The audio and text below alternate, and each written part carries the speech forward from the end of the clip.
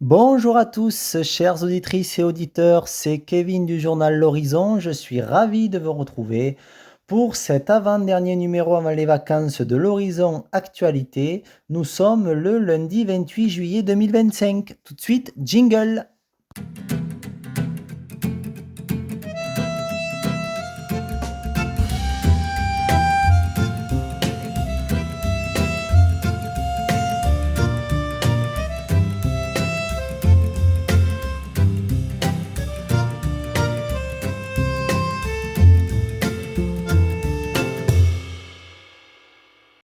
Dans cet avant-dernier numéro de l'Horizon Actualité, nous allons parler de la semaine passée du 21 au 27 juillet 2025.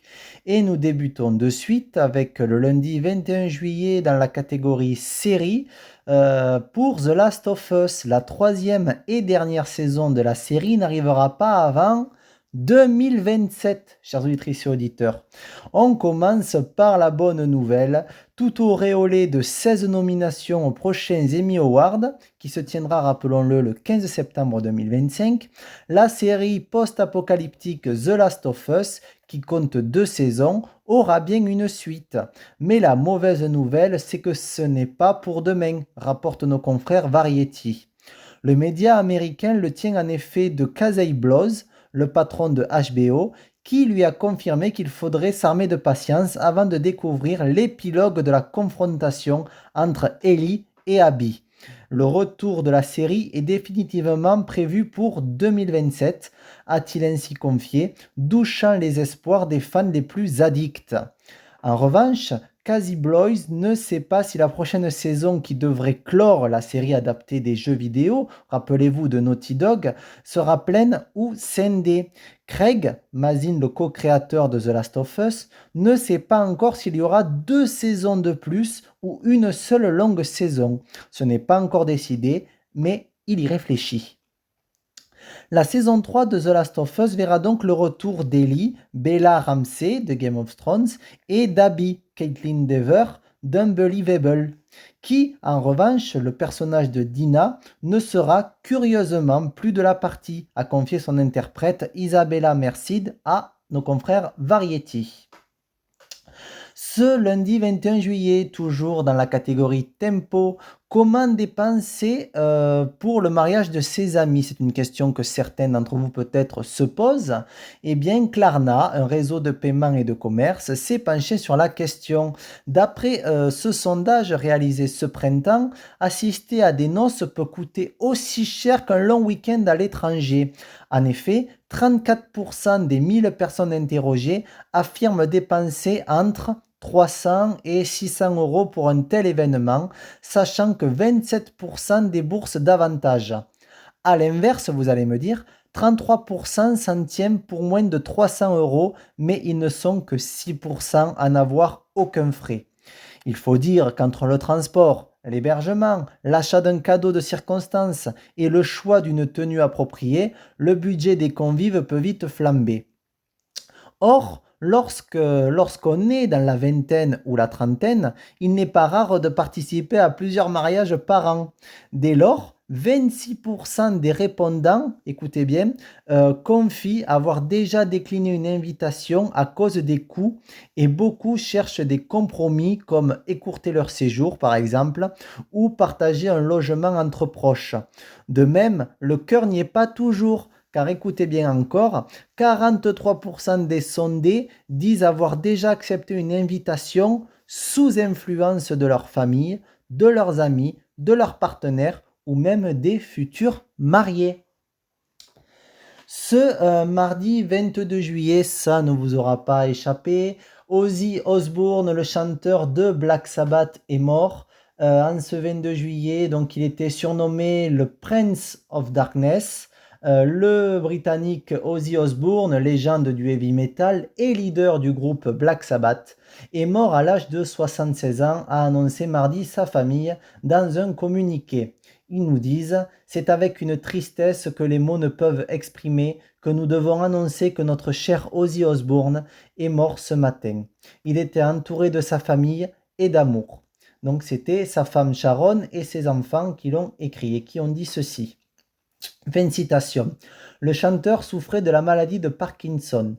Donc le chanteur était apparu sur scène avec Tony Iommi, Geezer Butler et Bill Ward il y a tout juste 2 semaines devant 45 000 fans réunis à Birmingham. Il avait assuré un ultime show d'adieu. Il a dit: "Vous n'avez pas idée de ce que je ressens", avait remercié donc Ozzy Osbourne, assis sur un trône, incapable de marcher à cause de la maladie et son maquillage de scène taché de larmes. "Merci du fond du cœur", nous dit-il. C'est la fin de cette première partie. Tout de suite, je vous laisse avec Brooks Herring qui nous chante Running Wild et c'est dans la catégorie country. À tout de suite pour la deuxième partie de l'Horizon Actualité. Merci.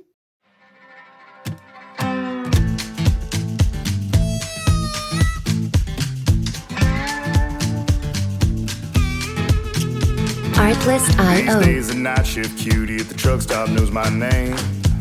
Through the candle in the midnight oil and lit up the honky-tonk highway.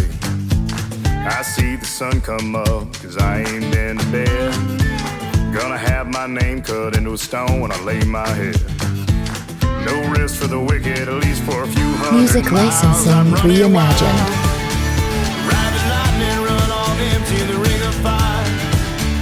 Rolling like the Mississippi, oh mama tried.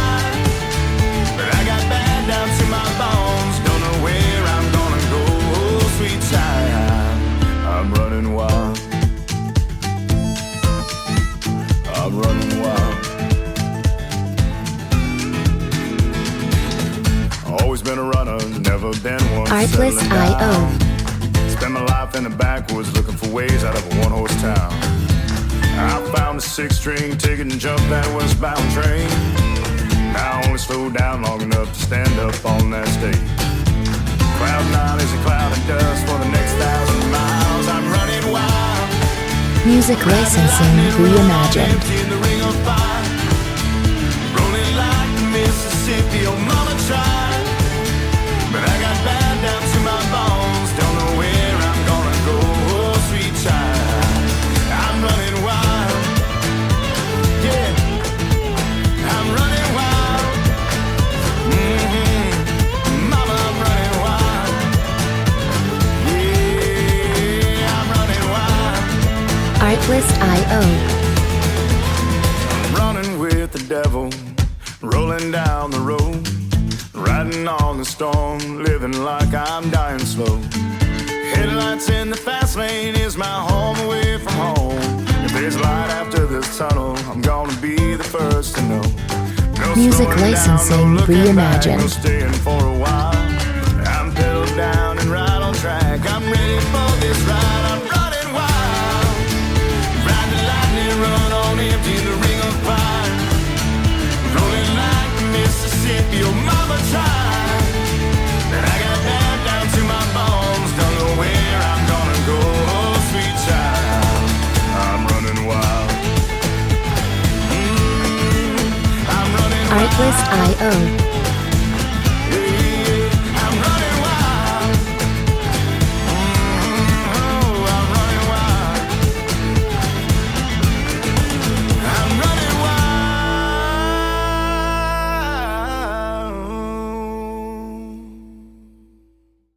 Merci de nous rejoindre pour cette deuxième partie de l'Horizon Actualité qui traite la semaine passée du 21 au 27 juillet 2025.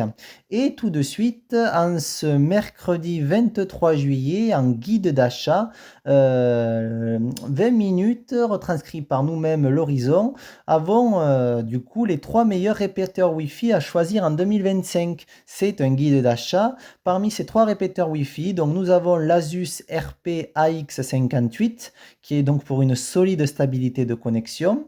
En second, nous avons le Mercusys ME30 AC1200 qui est le choix premier prix. Et enfin, nous avons le Devolo Wi-Fi 6 Repeater 5400 qui est le plus puissant. Sachant que nous vous rappelons, 20 minutes et moi-même, qu'il faut faire attention à 4 points clés lorsqu'on choisit un répéteur Wi-Fi. En premier lieu, il y a le débit. Rappelons que le débit maximal est indiqué par le fabricant, mais le débit réel est toujours inférieur au débit annoncé et dépend fortement de l'environnement. Deuxièmement, la qualité de la connexion Internet influence les performances. Et troisièmement, le type et la qualité du routeur jouent aussi un rôle important. Deuxième point, le nombre de bandes. Eh bien, la bande 2,4 GHz offre une portée plus longue, alors que la bande 5 GHz permet des vitesses plus rapides. La bande 5 GHz est adaptée aux appareils gourmands en débit et un routeur dual band bénéficie d'un répéteur dual band pour allier portée et vitesse. Un répéteur dual band est inutile si le routeur ne propose qu'une seule bande. Et choisir un répéteur adapté à la configuration du routeur évite les dépenses inutiles. Troisièmement, vous l'aurez compris, il faut faire attention aux normes. Donc, la technologie MIMO, donc qui veut dire multi-utilisateur, multiple input, multiple output, permet aux répéteurs Wi-Fi de communiquer avec plusieurs appareils en même temps, tout en améliorant la vitesse globale du réseau sans fil. Deuxièmement, dans les normes de sécurité, il est important de pouvoir restreindre l'accès au réseau Wi-Fi. Et troisièmement, vérifier que le répéteur supporte la norme WPA2 PSK AES, qui est la norme de sécurité la plus récente pour assurer une protection efficace contre les intrusions. Et dernier point très important, la connectique. Premier point, certains répéteurs Wi-Fi ont plusieurs ports Ethernet et peuvent servir de hub, ce qui permet de connecter des appareils en filaire pour libérer de la bande passante Wi-Fi. Et enfin, deuxièmement, certains modèles intègrent une prise électrique femelle pour éviter de perdre une prise murale lors de l'installation du répéteur. En ce mercredi 23 juillet, dans la catégorie sciences, il y en a beaucoup en ce moment. En archéologie, une fresque murale vieille de plus de 3000 ans a été mise au jour au Pérou. Et c'est un véritable trésor. Des archéologues péruviens ont annoncé ce mardi 22 juillet 2025 avoir découvert une fresque murale préhispanique vieille de plus de 3000 ans. Cette œuvre est localisée à l'intérieur d'un temple sur le site archéologique Huaca Yolanda, à environ 580 km au nord de la capitale du Pérou, Lima. Vieille d'au moins 3 millénaires, elle présente des caractéristiques tout à fait uniques pour l'archéologie péruvienne, a déclaré l'AFP Ana Cecilia Maurizio, directrice des fouilles sur le site et chercheuse à l'Université pontificale catholique du Pérou. Sur cette fresque de plus de 5 mètres de long et 2 mètres de haut sont représentés des poissons, des étoiles, des filets de pêche ainsi que des plantes. Et Cecilia Maurizio nous dit « Jamais nous n'avions trouvé d'iconographie ni de dessin de ce type ». Avant d'ajouter « Cette découverte révèle la richesse historique et culturelle du peuple péruvien ». Fin de citation. Ce mur sur lequel est gravée la fresque fait partie de l'intérieur d'un atrium situé au point culminant d'un temple en forme de U, rapporte la RTS citant Andina, l'agence de presse gouvernementale péruvienne. Et s'il est en si bon état de conservation, c'est que les personnes qui l'ont construit l'ont elles-mêmes enterré pour bâtir une autre salle par-dessus, une pratique courante dans les civilisations du Pérou antique. Ce jeudi 24 juillet en sciences, peut-on vivre sur Mars? Les défis d'une seconde Terre. Question encore malheureusement inexistante ou du moins pas assez approfondie, avec des températures pouvant descendre jusqu'à moins 125 degrés, une gravité 3 fois inférieure à celle de la Terre et une atmosphère composée à 95% de dioxyde de carbone, Mars est tout sauf une planète hospitalière. Donc selon les experts, il est impossible à court terme de vivre sur Mars. Nous ne sommes pas encore prêts à survivre dans un environnement hostile. Et la NASA envisage d'envoyer les premiers astronautes sur Mars, écoutez bien, d'ici 2040, chers auditrices et auditeurs. Mais une véritable colonisation durable prendra encore plusieurs décennies au minimum. Avant d'envisager la colonisation de Mars, l'objectif est d'établir une présence humaine sur la Lune. L'installation d'une colonie prospère sur notre satellite naturel nous permettra de tester les technologies nécessaires à la vie en dehors de la Terre. La Lune, en fait, servira en quelque sorte de tremplin technologique et logistique avant de décoller durablement en direction de Mars. Déjà, il faut savoir que nous ne pouvons pas respirer sur Mars. Il y a 99% moins d'air sur Mars que sur la Terre, car la planète rouge, comme on l'appelle, est environ 2 fois plus petite que la nôtre et sa gravité est plus faible. Elle ne retient donc pas efficacement les gaz légers qui s'échappent dans l'espace. Quant à la composition de l'air martien, il y a plus de 95% de dioxyde de carbone et seulement des traces d'oxygène d'environ 0,13% selon les experts. En comparaison, l'air terrestre est composé à 78% de diazote, à 21% de dioxygène et le 1% restant correspond aux autres gaz en quantité infime tels que le dioxyde de carbone. C'est la fin de cette deuxième partie. Tout de suite, je vous laisse avec The Lonely Ramblers qui nous chante Rowdy et c'est du rock. À tout de suite pour la troisième partie.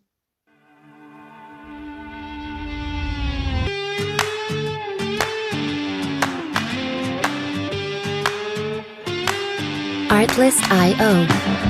It's hotter than a blacktop in July, sweating like a sinner in a church, and I just wanna get out with my crew tonight and shoot at the lights. Got a couple 40s full Music of licensing pops and reimagined. fun. Looking for a good time, gotta live it up. Leave behind the city, hop inside my truck. No, we don't give up. We're gonna paint the night red, hoot and holler till we're dead. We're down to turn up, we're up to get down. Saying hey y'all, howdy, let's get rowdy tonight. Artlist.io.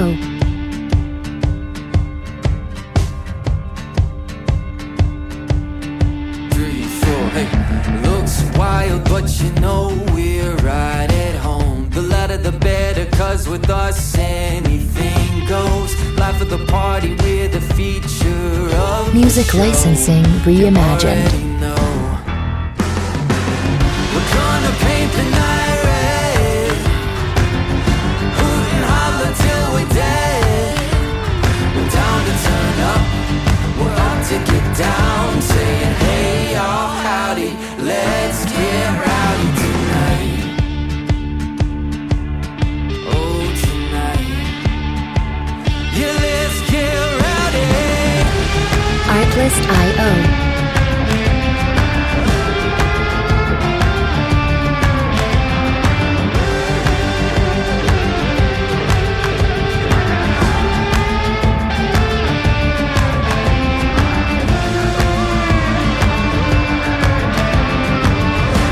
Music licensing reimagined. We're gonna paint the night red, hoot and holler till we're dead.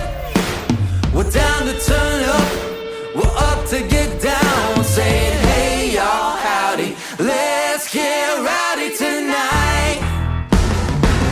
We're gonna paint the night red, hoot and holler till we're dead. Artlist.io. We're up to get down, saying hey y'all, howdy, let's get rowdy tonight.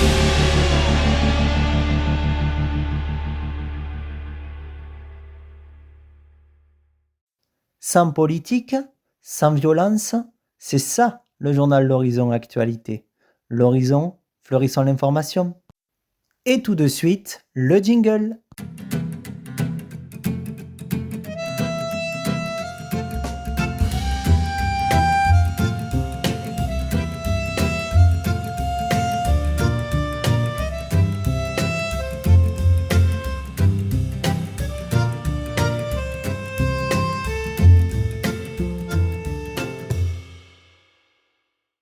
Merci de nous rejoindre sur le podcast L'Horizon Actualité du 21 au 27 juillet 2025, qui est donc la semaine passée.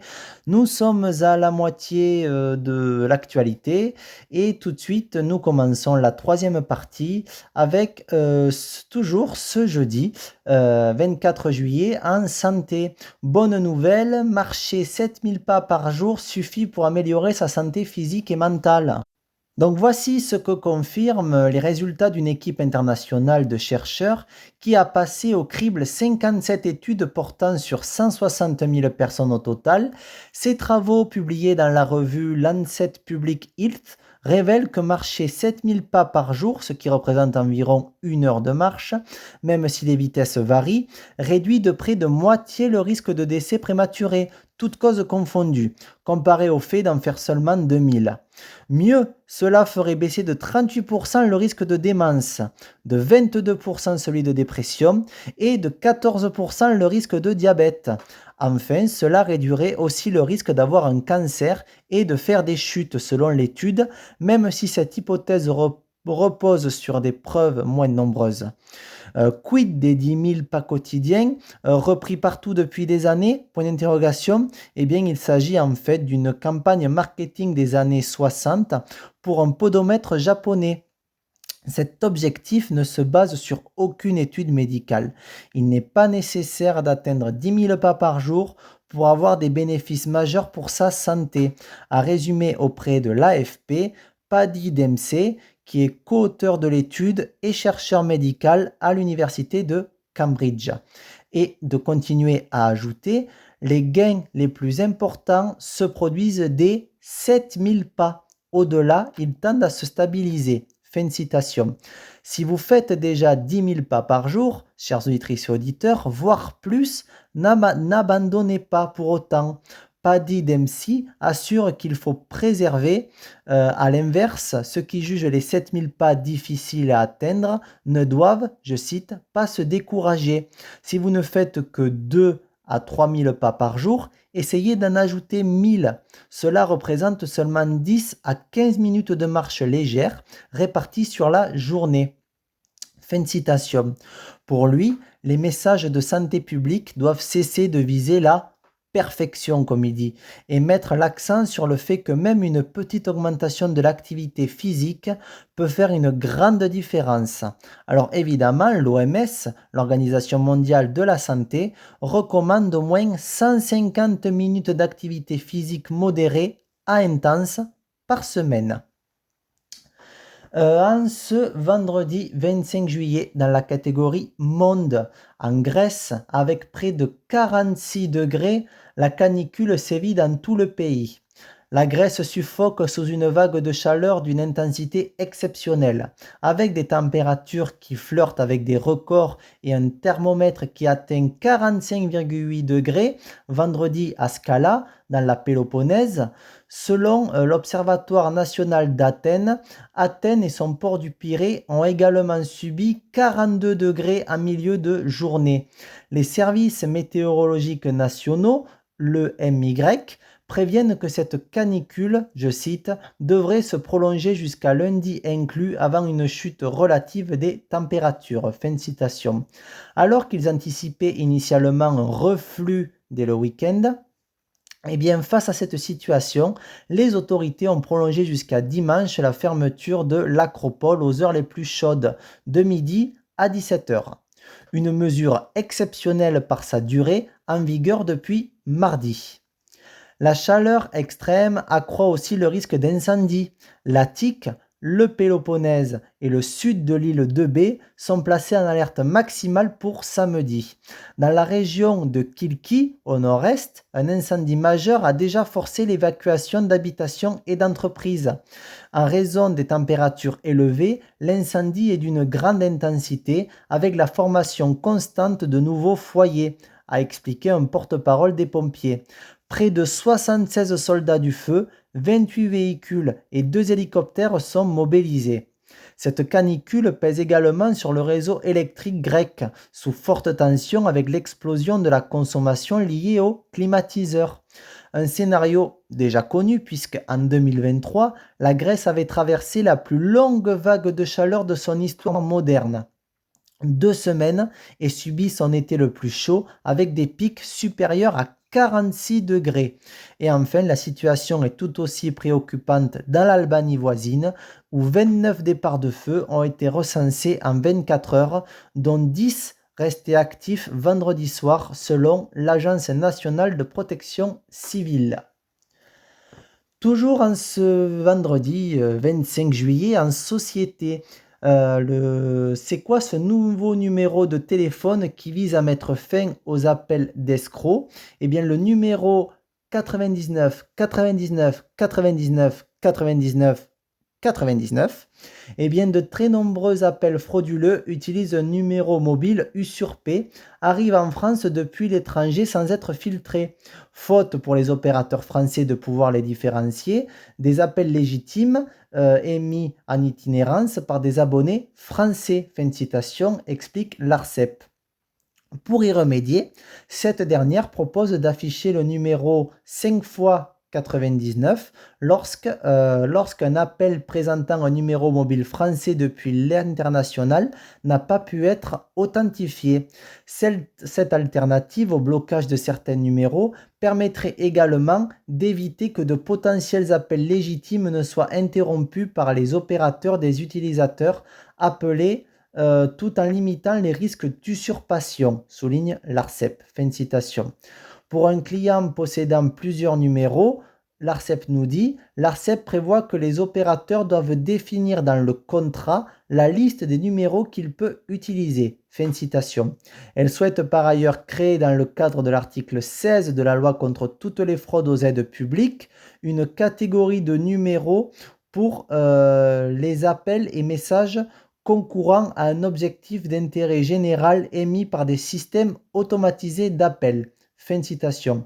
Ils ne pourront, je cite, être affectés qu'à des organisations dont la liste est fixée par un arrêté conjoint des ministres chargés de la consommation et des communications électroniques.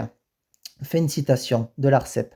En parallèle, rappellent nos confrères BFM TV Tech & Co, à partir du 11 août 2026, les entreprises ne pourront plus démarcher par téléphone sans un consentement préalable explicite du consommateur. Tout de suite, un peu de blues avec Randy Sharp qui nous chante Haute Poursuite. A tout de suite pour la 4e et dernière partie du journal L'Horizon.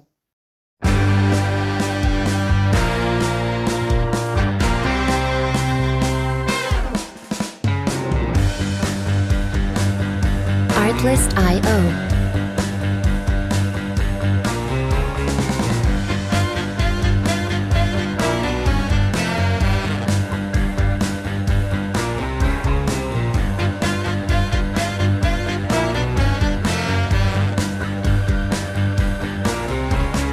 Music licensing reimagined.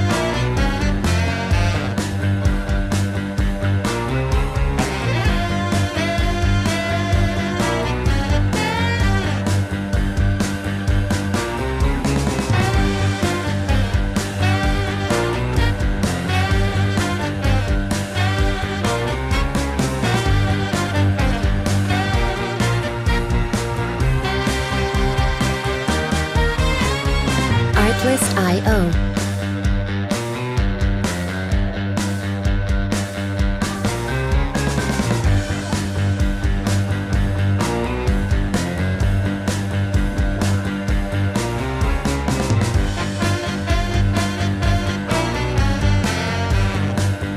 Music licensing reimagined.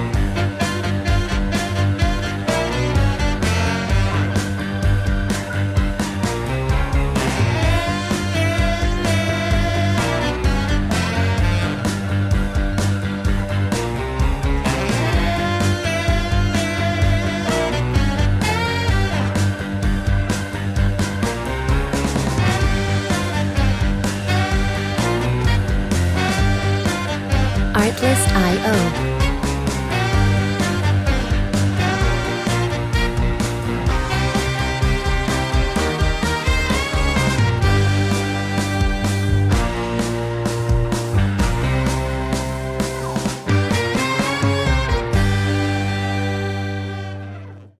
Merci de nous rejoindre, chères auditrices et auditeurs. Nous entamons la 4e et dernière partie du journal L'Horizon Actualité Podcast qui traite en fait le week-end passé.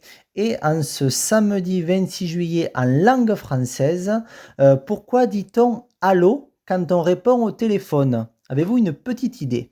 Eh bien, nous vous le disons. Par exemple, vous connaissez tous le très célèbre non mais allô quoi? Eh bien, les plus âgés d'entre nous savent que Nabila n'a pas inventé le mot allô, même si elle l'a immortalisé dans un contexte différent de celui qui a vu son apparition. Eh bien, avant d'exprimer l'incrédulité des stars de télé-réalité, ce terme servait tout simplement à répondre au téléphone et semble être né avec cet outil créé au 19e siècle. Quoi qu'il s'agisse donc d'une interjection récente, son étymologie demeure floue et deux hypothèses principales s'affrontent. La première, c'est l'explication qui nous vient le plus souvent car elle est très intuitive, allô, serait en fait une simple francisation d'hello employée pour répondre au téléphone dans la langue de Shakespeare. Certaines sources évoquent même une sorte de guerre des formats linguistiques, puisque Graham Bell, l'inventeur du téléphone, aurait au départ favorisé Ahoy avant de voir Thomas Edison, qui a ensuite amélioré l'outil, imposé Hello. Une autre explication préfère attribuer l'origine du terme à la langue hongroise. Eh bien, Tivadar Puskás, un autre pionnier de l'innovation téléphonique, se serait exclamé « Hallod, tu m'entends ?» en testant sa propre version de l'appareil. Comme il officiait alors à Paris, nos compatriotes se seraient immédiatement emparés du mot pour le franciser en « Allô ». Et enfin, certains préfèrent par exemple chercher un terme, une origine disons médiévale ou germanophone, évoquant notamment le cri des bergers pour appeler leurs troupeaux. Mais ces hypothèses sont plus rarement prises au sérieux. Toujours ce samedi 26 juillet, en loisirs et en animal du coup, pourquoi les panthères sont-elles noires? Vous êtes-vous déjà posé la question?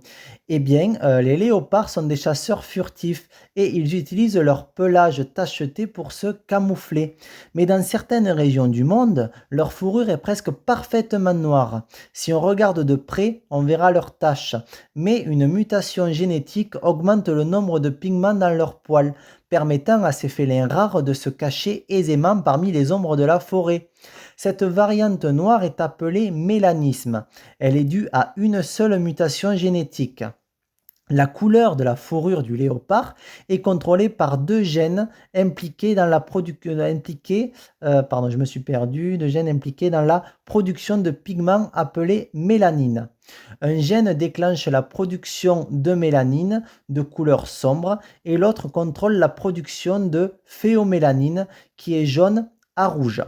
Chez les léopards noirs, le gène qui est à l'origine de la production de phéomélanine est endommagé, inhibant de manière permanente la production de pigments jaunes à rouge, laissant la production de mélanine prendre le dessus et donnant une fourrure presque totalement noire. Le pigment sombre est également déposé dans l'iris, donnant aux léopards noirs leurs yeux ambrés caractéristiques. Le mélanisme ne se limite pas aux léopards. 11 espèces de félins ont des populations présentant cette variante génétique et elle a été observée mais non confirmée chez 9 espèces supplémentaires. On pense que ce trait a évolué au moins 5 fois chez les félins sauvages. Cela indique qu'il pourrait donner un avantage aux animaux dans leur milieu naturel. Et de nombreuses autres espèces présentent des variantes mélaniques, des chats domestiques aux écureuils en passant par les serpents et les papillons. Et grâce à leur couleur étonnante, les léopards noirs sont populaires en captivité et ont été élevés pour leur superbe fourrure. Cela a mené à des problèmes de santé et de fertilité ainsi qu'à un changement dans leur tempérament, menant certaines mères à abandonner leurs petits léopards mélaniques en captivité. Toutefois, il faut se rappeler que dans la nature, cette anomalie génétique naturelle est un avantage significatif de point de vue de la survie dans certaines régions. Parmi des populations isolées, particulièrement en Asie, les léopards mélaniques sont devenus plus nombreux que leurs homologues colorés. Et enfin, hier, ce dimanche 27 juillet, en loisir, connaissez-vous la musaraigne aquatique dans la catégorie animaux? Eh bien, la musaraigne aquatique appartient à l'ordre des sauricomorphes et à la famille des sauricidés. On la trouve dans la majorité de l'Europe du Nord jusqu'en Asie, atteignant la côte Pacifique et la Corée du Nord. Elle vit à proximité de l'eau douce. Et ces petits mammifères sont très étonnants. Ils possèdent une salive venimeuse utilisée pour venir à bout de leur proie, mais ils ne sont pas dangereux pour l'homme, rassurez-vous. La musaraigne aquatique est très sombre sur le dessus et claire en dessous. Ses yeux sont très petits comme les oreilles, qui sont largement cachés par la fourrure. Son museau est très long avec un nez pointu et rose. La musaraigne aquatique est une bonne nageuse. Les vibrisses présentes sous sa queue et sur ses pattes l'aident à nager plus facilement. Cependant, des bulles d'air sont emprisonnées dans sa fourrure, donnant une certaine flottaison à la musaraigne, ce qui ne facilite pas les plongées. Et l'une des caractéristiques inhabituelles de cette musaraigne est la couleur rouge de ses dents. Elles viennent du dépôt de fer qui aide à les rendre plus solides. Et les musaraignes aquatiques vivent dans des terriers et occupent des territoires distincts. Elles se cachent durant la journée, n'émergent qu'après la tombée de la nuit et elles ont un appétit prodigieux à cause de leur métabolisme élevé et doivent manger l'équivalent de la moitié de leur masse corporelle en moyenne chaque jour. Elles sont les proies de nombreux prédateurs, dont les rapaces. Et enfin, pour terminer et clôturer cette quatrième partie, en ce dimanche 27 juillet, en langue française, plusieurs mots, foi, F-O-I, foi, F-O-I-E, ou foi, F-O-I-S, que faut-il écrire? Eh bien, le mot foi, F-O-I, donc la foi, inspiré du latin fides et cousin de fidèle, ce terme évoque soit la croyance, donc principalement religieuse, soit la confiance en quelque chose ou quelqu'un. Deuxième mot, le foi, F-O-I-E. Celui-ci est agaçant parce que, quoique masculin, il prend un E à la fin. Il nous vient tout droit du latin ficatum et désigne un organe voué au filtrage du sang, entre autres. Un organe particulièrement menacé chez les alcooliques qui risquent la cirrhose. C'est aussi l'organe qui, chez les oies et les canards, sert à fabriquer le très controversé foie gras. Troisième mot, la ou les foies. F-O-I-S. Eh bien, dérivé du latin fotis, foi, est synonyme soit d'occurrence, soit de répétition. Et enfin, et la ville de Foix dans tout ça, F-O-I-X. Eh bien, cette petite commune de l'Ariège doit probablement son nom au latin médiéval ou à l'occitan, mais les linguistes se disputent au sujet du mot d'origine qui pourrait être synonyme de refuge, fourche ou sombre entre autres. Ce qui est sûr en revanche, c'est que certains de ses habitants ont la foi et que tous ont un foie, F-O-I-E. Nous continuons le podcast avec deux petits titres que je nous ai choisis. Nous allons avoir en premier Amit Katzengold qui nous chantera Pass the Mayo, qui est dans la catégorie jazz. Et enfin, on aura une musique classée dans la catégorie cinématique, c'est-à-dire une musique qui pourrait faire office de musique pour un film au cinéma, qui s'appelle Beacon of Hope de Steven Biddle. Et on se retrouvera ensuite pour la conclusion et les au revoir du podcast L'Horizon Actualité. À tout de suite.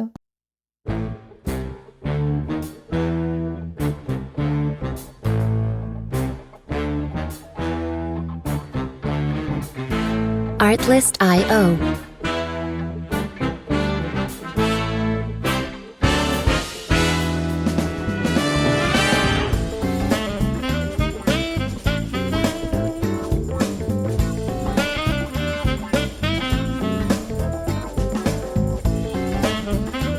Music licensing reimagined.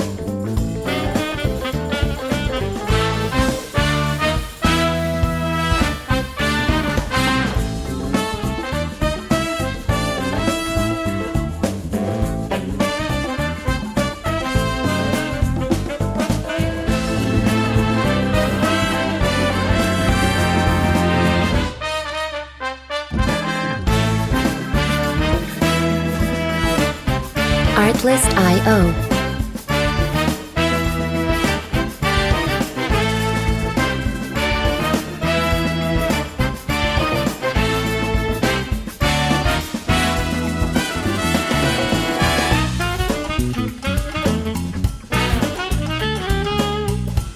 Music licensing reimagined.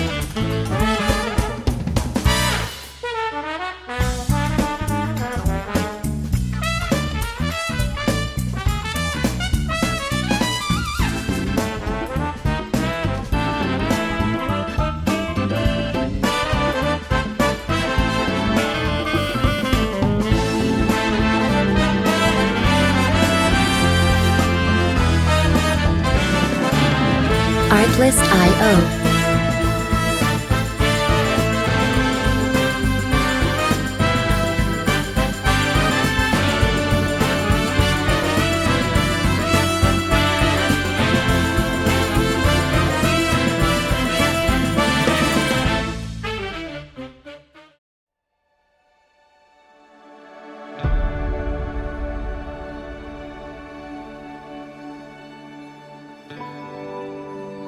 Artlist.io.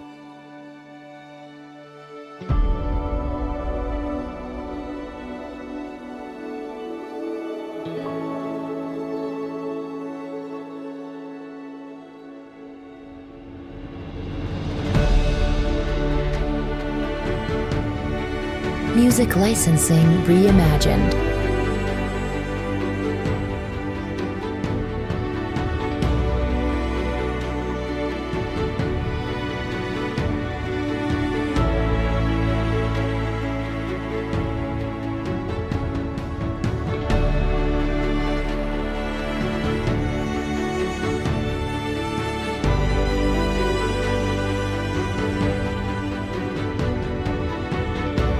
Artlist.io.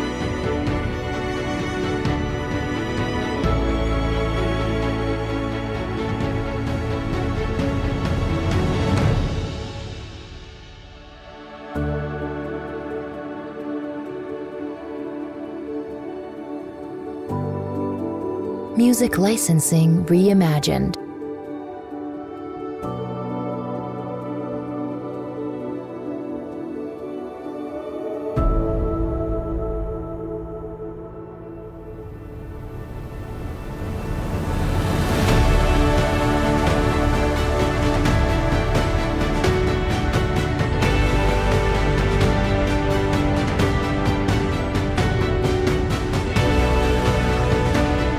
Artlist.io.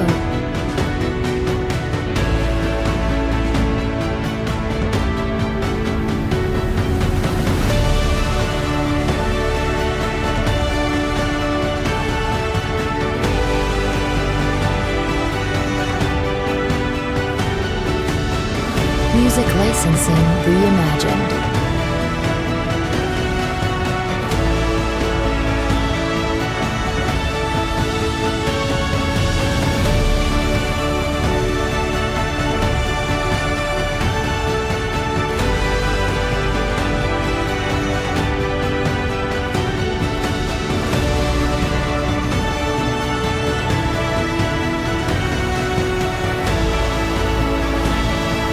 Artlist.io.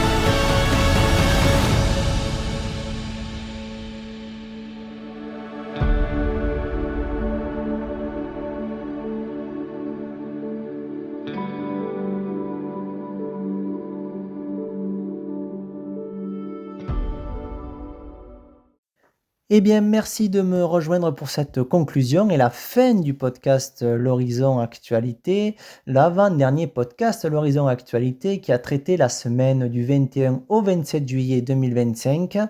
Il ne me reste plus qu'à vous souhaiter un excellent lundi et une excellente semaine et on se retrouve lundi prochain à 10h15 pour le dernier podcast, l'Horizon Actualité, avant la prise de congé du journal L'Horizon qui, je vous le rappelle, vous pouvez le noter dans votre petit agenda, chères auditrices et auditeurs, qui reviendra donc le lundi 25 août à 10h15. Merci, ciao ciao.